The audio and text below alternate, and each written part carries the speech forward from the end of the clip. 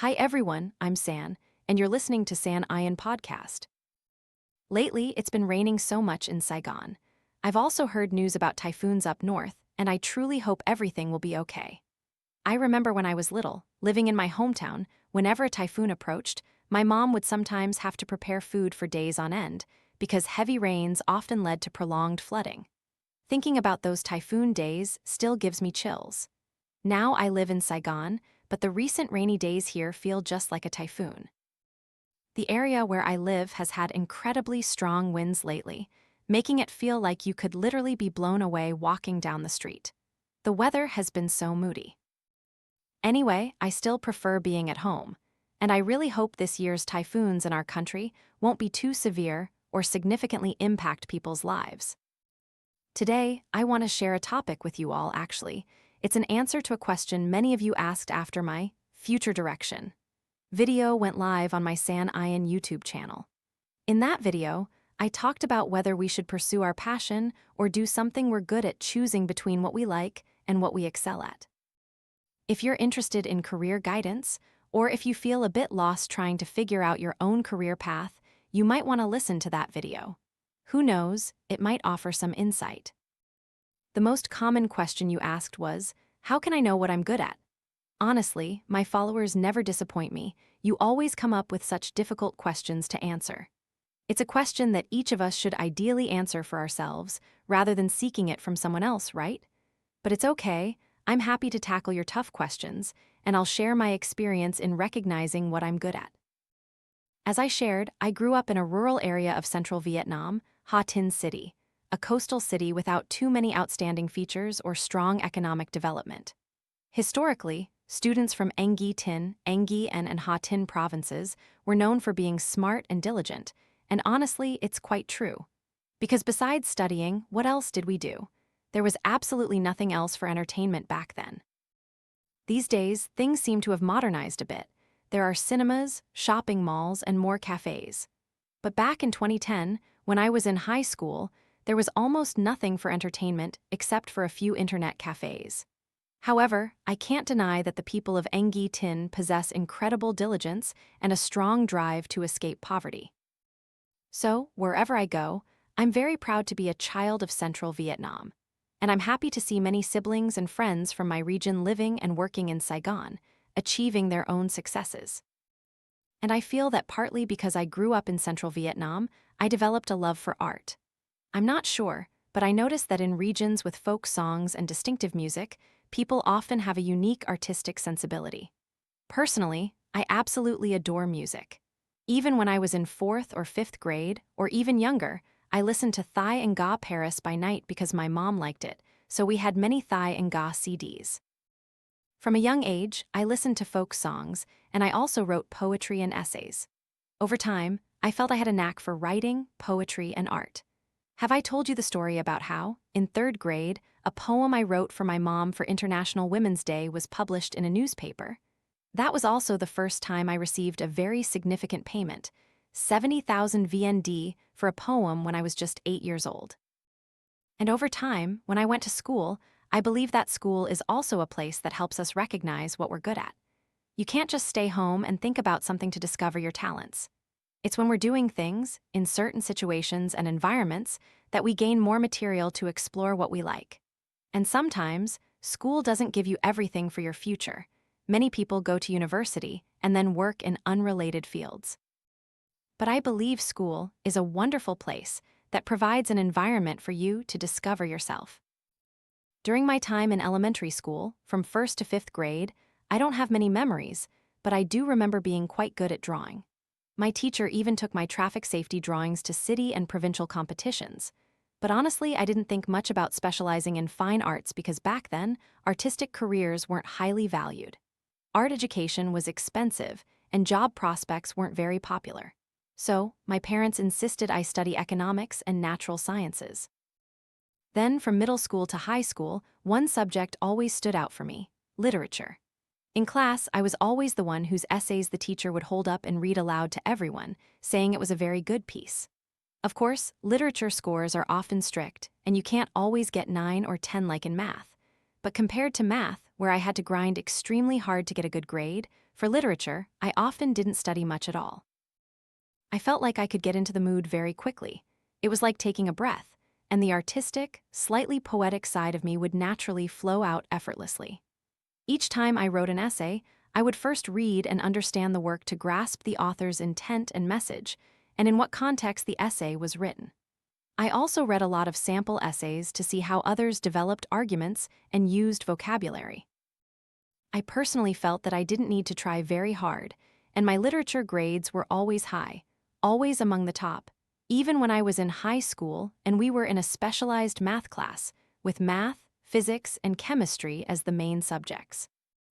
I realized that what I'm good at is something that doesn't require as much effort as other things. It naturally comes with a certain ease and comfort.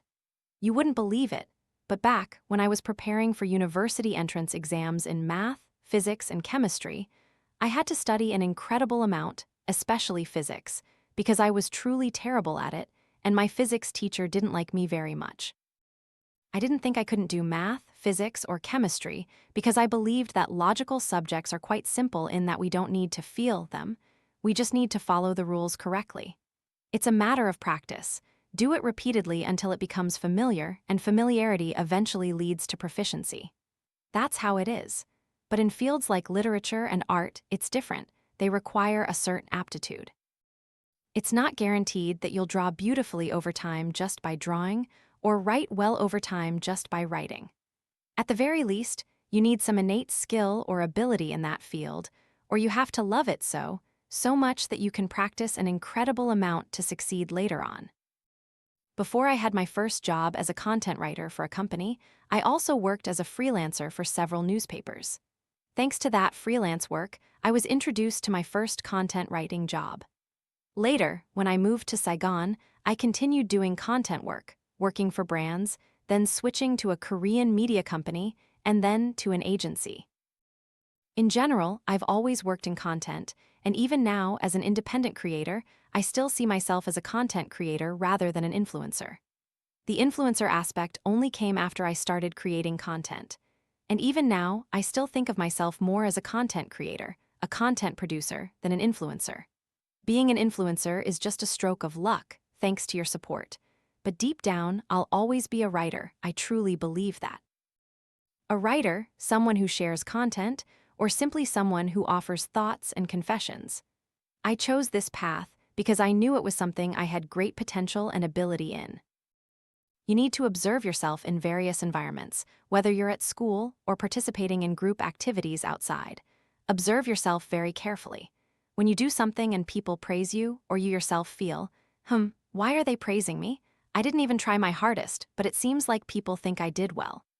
Therefore, putting yourself in many different environments is very beneficial for finding the answer to what you're good at. I know that not everyone is proactive in life about finding what they're good at. We tend to be quite passive. Looking around, I also feel that many people are very uncertain about their own direction and life. So, the sooner the better, we need to be truly proactive in understanding ourselves, more knowing what we want or what we need to do. It comes from your own experiences. First, through the subjects you study at school, you can differentiate whether you're better at humanities or natural sciences. Are you better at music or physical education, for example?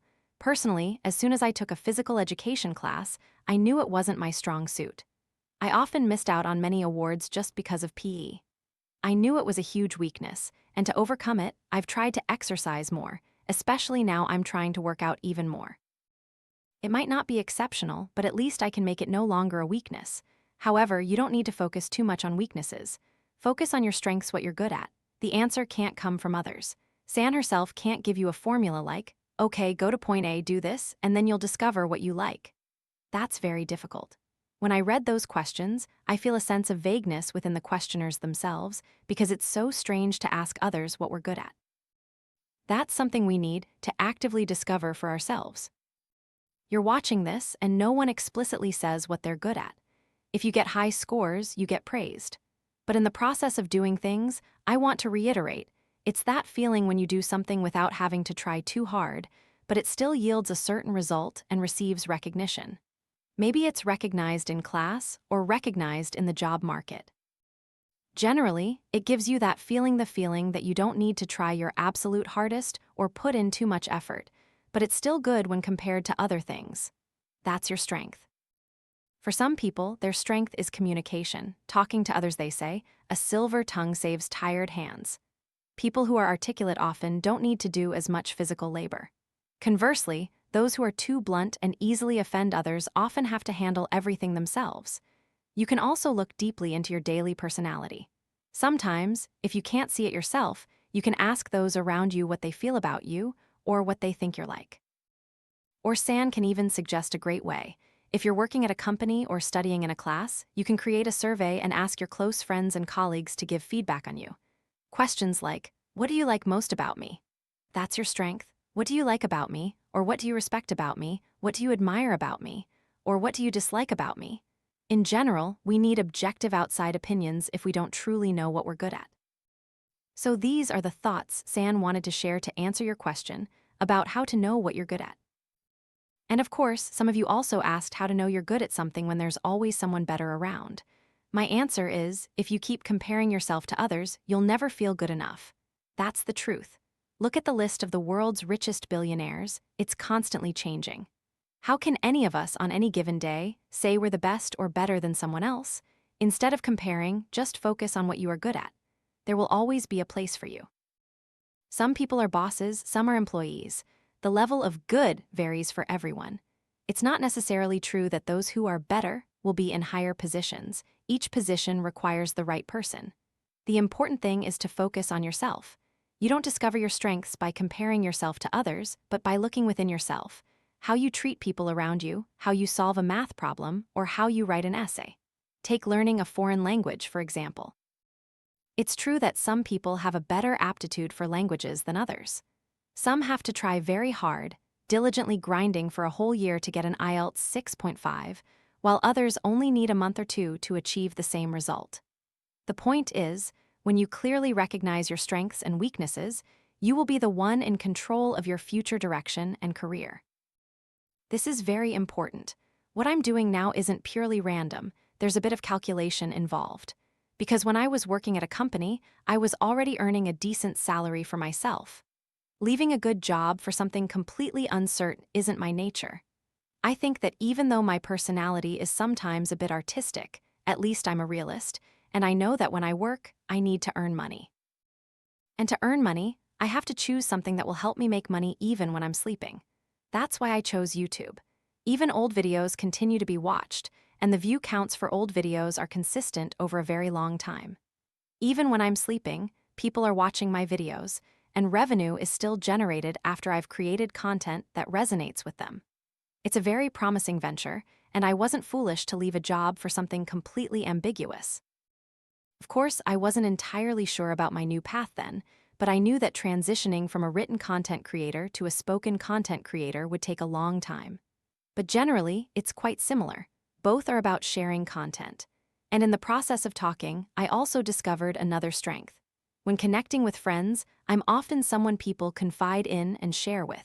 People like talking to me and appreciate my advice or simply want to connect. I also find it easy to talk to younger people, peers, and even older people like my grandparents or my parents' age group. I can talk to many different types of people, which is another added bonus that helped me pursue this path as a YouTuber and content creator. It's been a whole process of dedicating more time to observe myself in everything around me. We cannot separate ourselves from society to independently identify our strengths and weaknesses. I believe this because when we work, we are shaping our careers based on our strengths, right? So we need to know what the market needs and position ourselves exactly where our strengths can be utilized and where the market also needs us. During that time in Vietnam, very few people shared content about personal development, planning, or self-improvement. Back then, early YouTubers were trending, and most of them focused on beauty blogging or comedy. And San thought, why don't I create content that I feel has potential? And so, I just did it. There was nothing particularly special about me. I just knew what the market needed and where my strengths should be placed. That's why when I uploaded that recent video, I encourage you all to watch my future direction. Choose passion or choose what you're good at video on my San Uyen YouTube channel. You can understand more of my insights on work, career, and the business world. Generally, earning money requires being strong, logical, and a bit calculating. You have to be practical. A dreamy artist will find it hard to navigate the economic world, my friends. If we are all dreamers, we need to wake up a bit and truly start researching yourselves. What are your strengths, and what does society need? And if you position yourself correctly at that intersection, you will gradually achieve your goals. Of course, it will still require daily effort and striving, not just leaving your strengths there. A few words I want to send to students who are still wondering whether to go to university or not. I still believe you should go to university. At 17, 18 years old, how can you know how to direct yourself? Do you know what you like, or what your strengths are, to think you can skip university and immediately start a startup, go into business, or become a TikToker? Actually, doing both simultaneously is even better studying and working. Because if you're a TikToker or a YouTuber and you also have a business mind, you'll be even more successful. University adds to your experience, which will help you immensely. It doesn't take anything away from you, except perhaps time. But truly, those university years were wonderful for me. They gave me many memories, experiences, opportunities, and environments to understand myself better. See it as an environment for you to define yourself, to know what you need to do with your life. Now, if at 18 or 19 you already deeply understand what you need, and you also deeply understand the job market, you definitely know what you should do. Take Bill Gates, for example. He clearly had a very strong grasp of the market, and his family wasn't insignificant either. If you look up his profile, it's not surprising that he dropped out of Harvard when he knew exactly what his strengths were. But for us, who are just ordinary people, the important thing is still to understand ourselves and understand what society needs. You will be even more successful if you research what society will need in the future and prepare for it now. That would be even more amazing. And San hopes you will all succeed. I hope today's sharing can help some of you in developing your work and career. San doesn't want you to be stuck in uncertainty or doing jobs where you constantly complain and feel tired. San wants you to live more comfortably, doing work that you feel isn't too heavy, but can still bring you income. If you have more questions for San, don't forget to leave comments on San's videos so I can record more podcasts to share with you all. Thank you very much, and I wish you all a good night. See you in the next podcast episode.